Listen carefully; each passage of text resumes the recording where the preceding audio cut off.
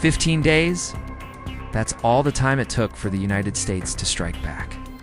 While the world watched the smoke clear over Manhattan, a 59-year-old CIA veteran named Gary Schroen was sitting in an office at Langley. He was days away from retirement. Instead, he was handed a mission that sounded like a suicide pact. The orders from CIA counterterrorism chief Kofor Black were blunt. Go in, find Al-Qaeda, and bring me bin Laden's head in a box. This wasn't a massive military invasion. It was 7 men, a Russian-made helicopter, and $3 million in cold, hard cash stuffed into laundry bags. This is the story of Operation Jawbreaker. September 26, 2001, a Russian-made Mi-17 helicopter, chosen because it wouldn't look American. And the air is so thin, the engines are screaming.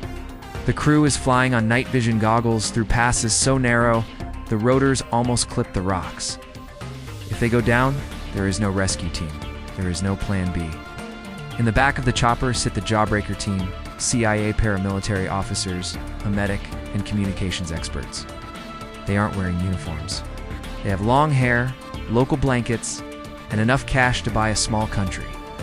Their landing zone, a dirt strip in the Panjshir Valley, held by the Northern Alliance, a group of rebels who are currently losing a war against the Taliban.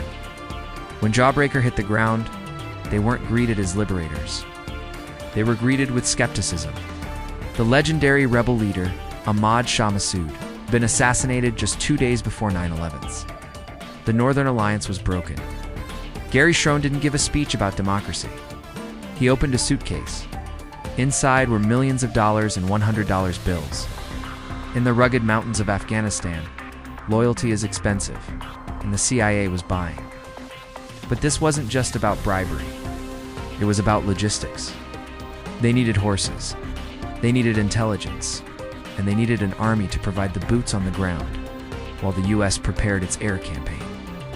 For the next few weeks, these 7 men lived in mud huts, drinking green tea with warlords by day and lasting targets for high-altitude bombers by night.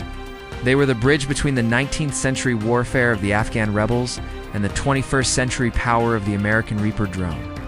By November, the Taliban was in full retreat. The Jawbreaker team, now led by Gary Schroen, was pushed south toward the White Mountains of Tora Bora. This is where the thriller turns into a tragedy. Intelligence confirmed it. Osama bin Laden was there, hiding in a massive network of caves.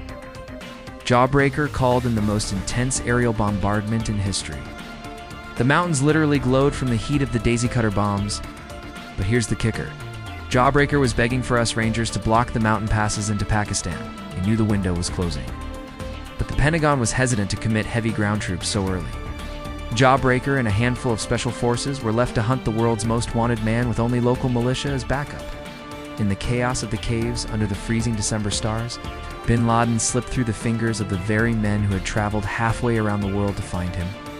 Operation Jawbreaker was a masterpiece of unconventional warfare.